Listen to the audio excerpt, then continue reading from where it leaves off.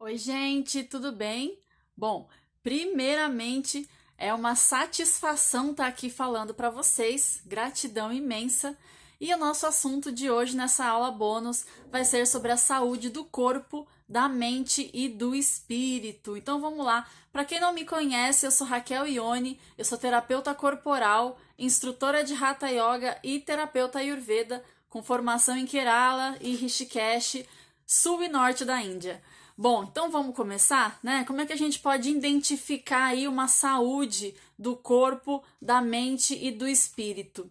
Então vamos entender um pressuposto de que para a saúde do corpo estar em equilíbrio, é necessário que os nossos outros corpos também estejam em equilíbrio. Quais são esses corpos? Nosso corpo emocional, nosso corpo mental, nosso corpo espiritual.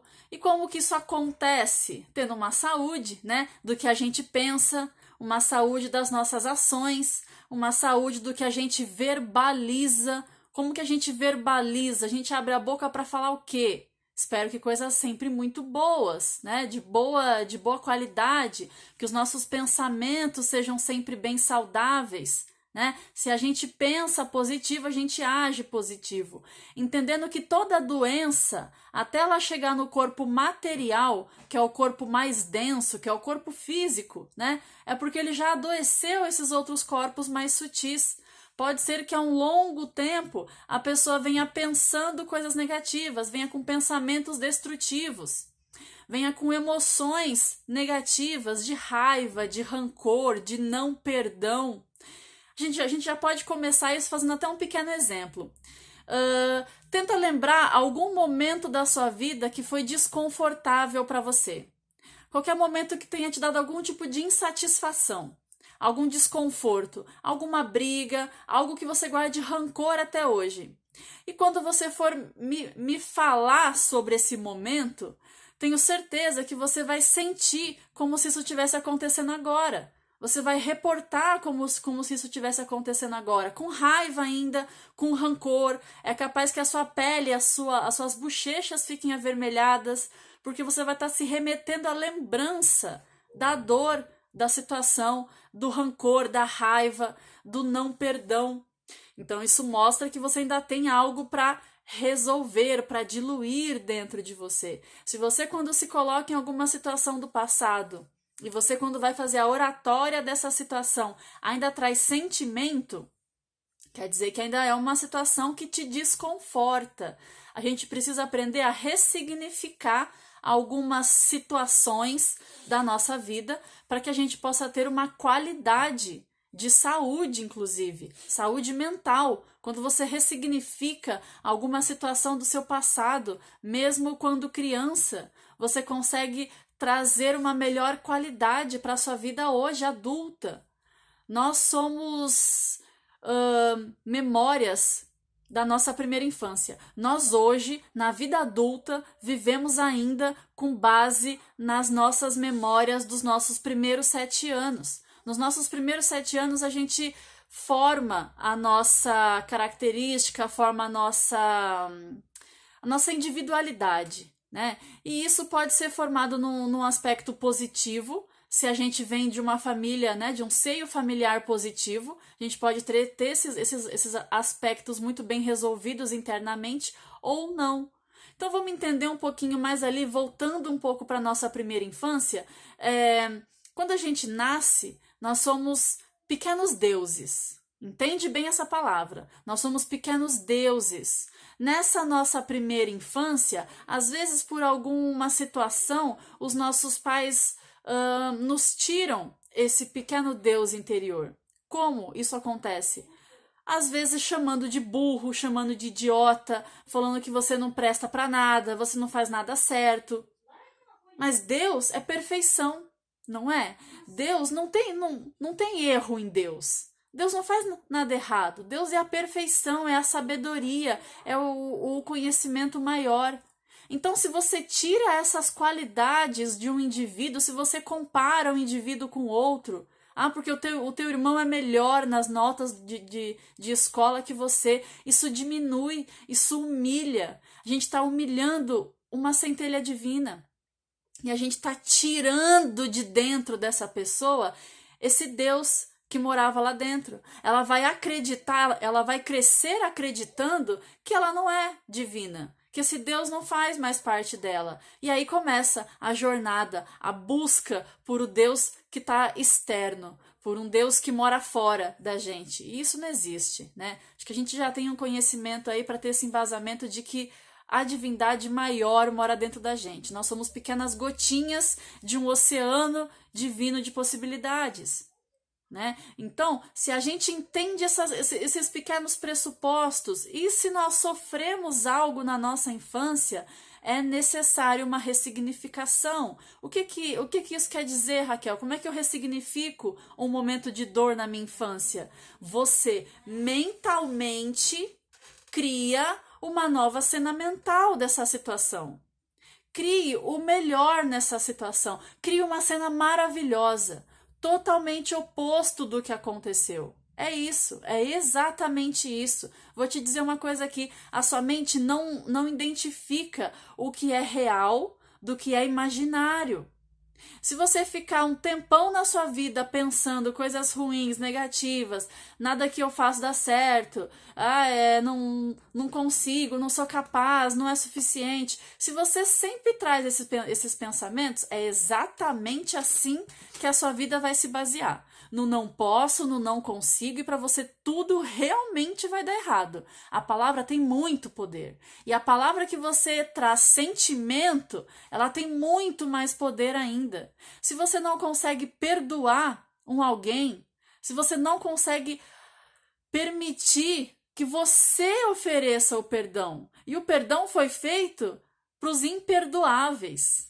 É para isso que o perdão foi feito. É fácil perdoar, desculpar uma coisinha boba, uma coisinha leve, um pisãozinho no seu pé. Isso é uma desculpa. Tudo bem, a gente consegue desculpar. Agora, o perdão, ele serve, ele foi criado justamente para aquela situação ou para aquela pessoa que é difícil de desculpar.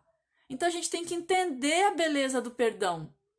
E não perdoar, escuta o que eu vou dizer, não perdoar é tomar um copo de veneno esperando que o outro morra. Porque se você vibra no amor, eu não sinto o seu amor, só você sente.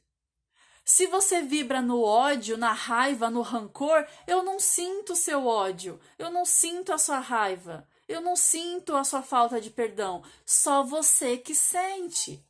Então é tomar um copo de veneno esperando que o outro morra, mas o outro não tá nem aí para os teus sentimentos, sendo ele bons ou sendo ele ruins. O outro não é afetado. Já o seu campo energético é afetado. Já o seu campo mental é afetado. Porque você fica pensando, eu não vou perdoar. Eu não vou perdoar aquele fulano. Eu não vou perdoar aquela situação. Porque aquela pessoa não merece o meu perdão.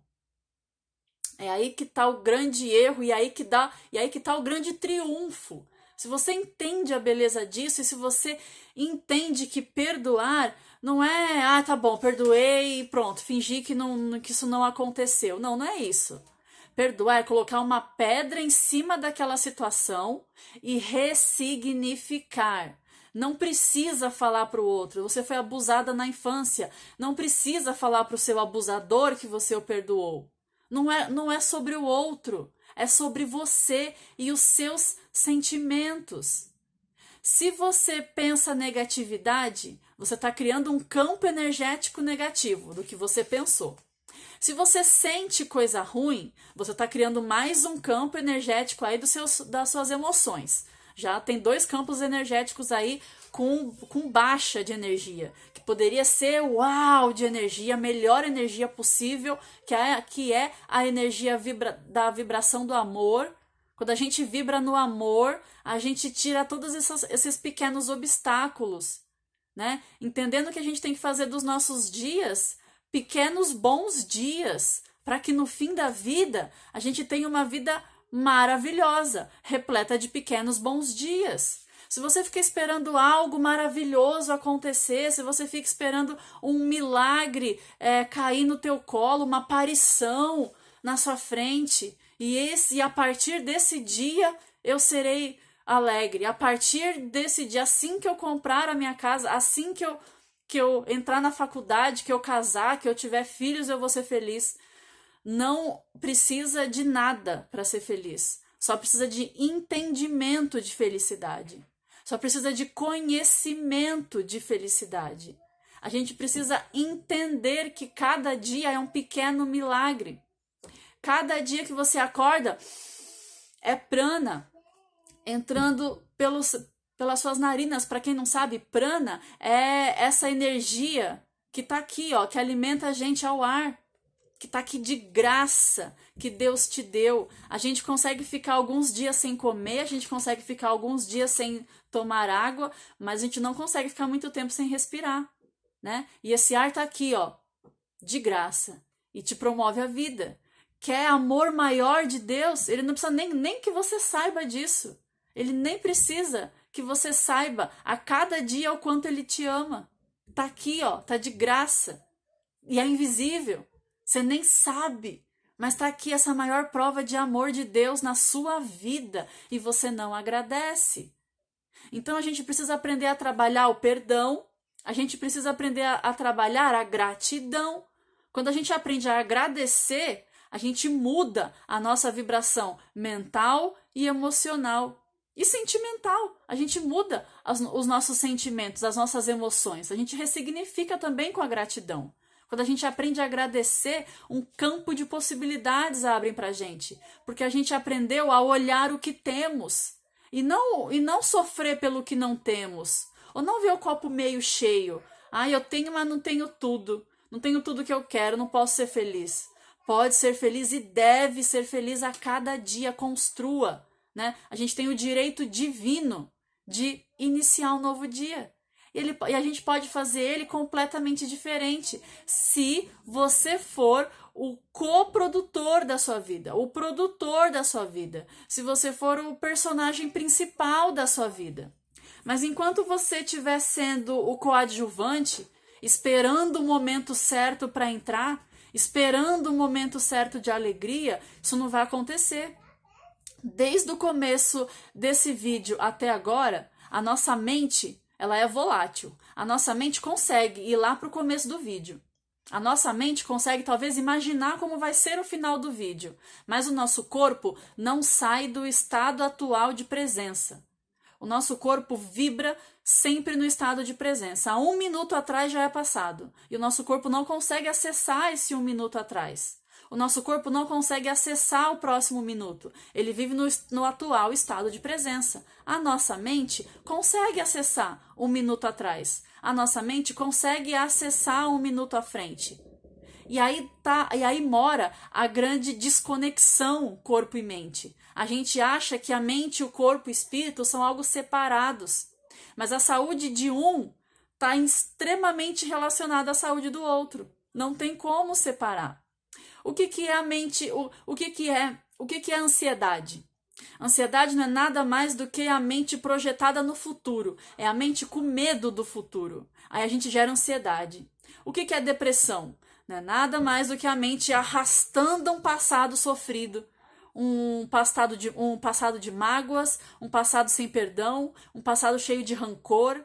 E isso é depressão. Porque a nossa mente está presa lá no passado, tentando, remoendo ainda. Sabe que nem a vaca rumina, ela tem 2 estômagos, né? Então ela mastiga, engole ali o mato, daí um tempo ela vomita, mastiga de novo, aí ela joga para o 2º estômago, daí ela vomita. Assim é a gente com as nossas emoções. A gente fica ruminando as nossas emoções, tentando achar uma solução extraordinária.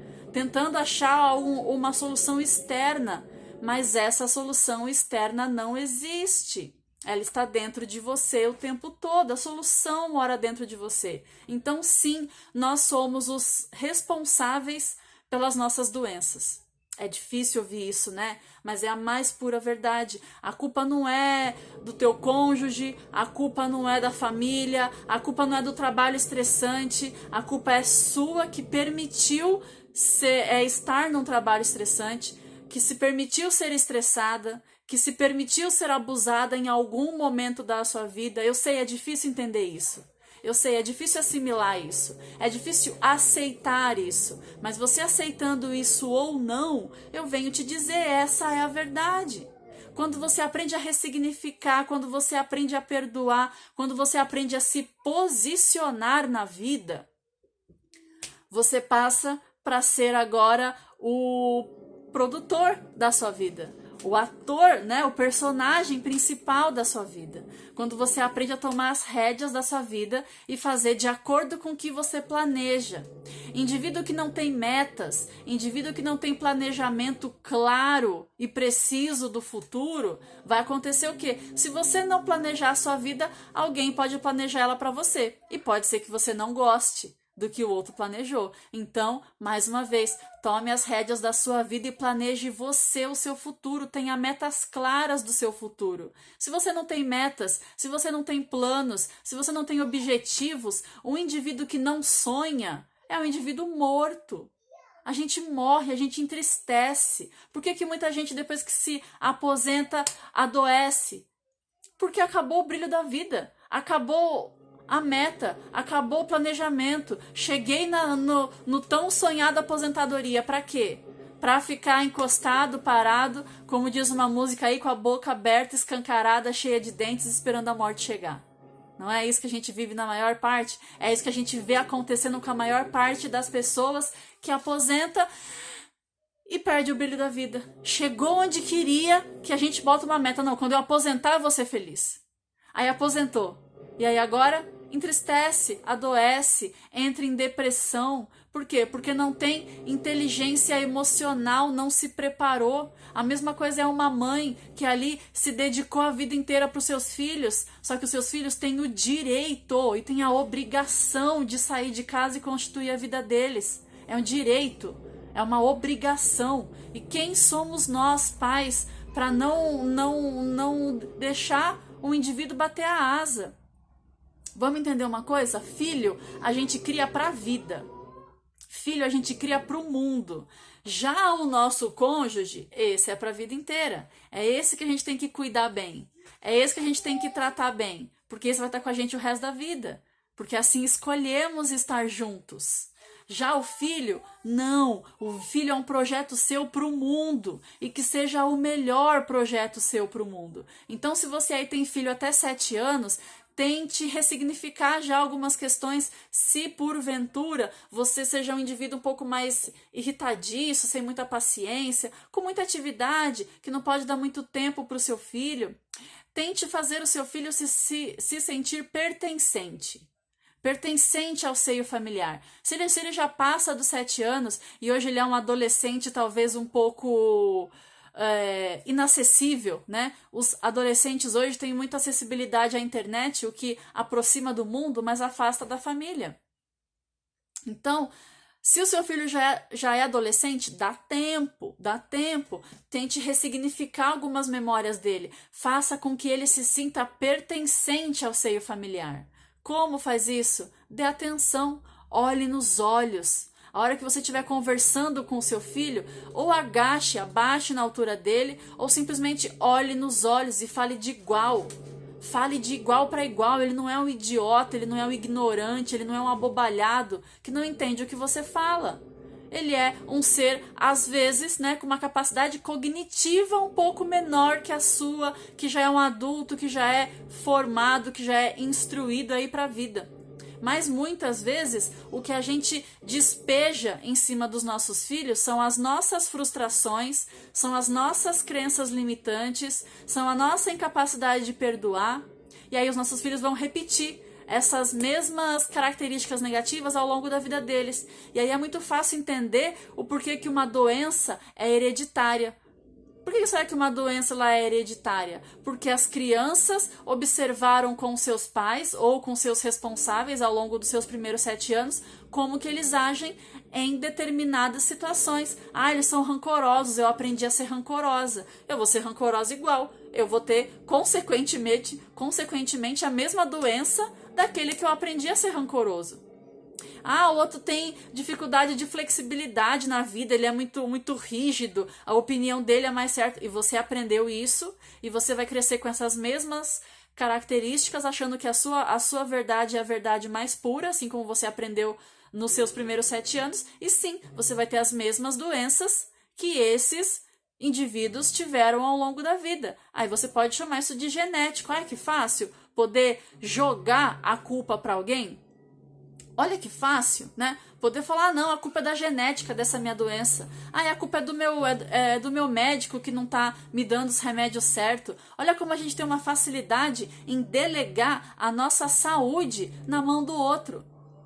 Não, eu tô irritado assim, estressado assim, é por causa do meu trabalho. Ai, que fácil delegar. Eu tô acima do peso porque a minha tireoide tá desregulada, os hormônios estão desregulados. Ai, que fácil botar a culpa no outro, né?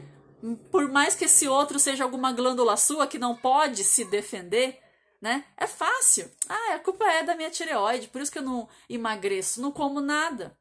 Será? Cadê a sua autorresponsabilidade? Algumas questões que é muito necessário a gente tratar, né? Inteligência emocional e autorresponsabilidade. Quando você tem inteligência emocional, o que é ter inteligência emocional? É na hora certa se posicionar do jeito certo.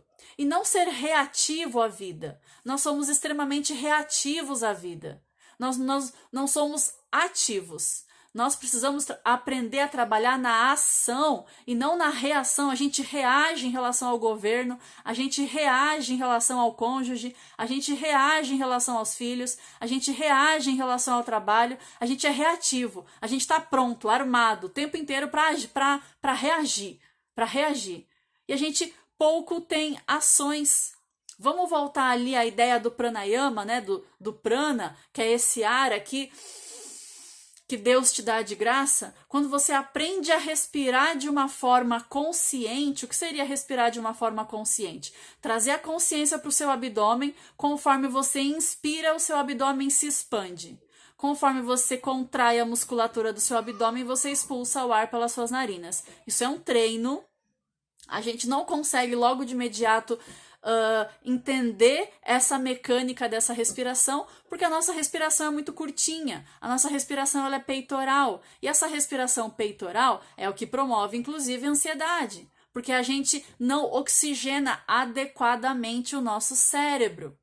Entende um nenenzinho quando ele nasce? Veja a barriguinha dele como se movimenta conforme ele inspira. Ele inspira, a barriguinha cresce, ele contrai a musculatura do abdômen, ele expulsa o ar pelas narinas. Esse é o natural. Acontece que quando a gente vai para a vida, a gente tem que? A gente tem que atividade, tem que estudar, tem que fazer, tem que superar as expectativas dos nossos pais. E todos esses têm que gera ansiedade, gera uma respiração curtinha, gera um susto. Tudo que gera um susto gera uma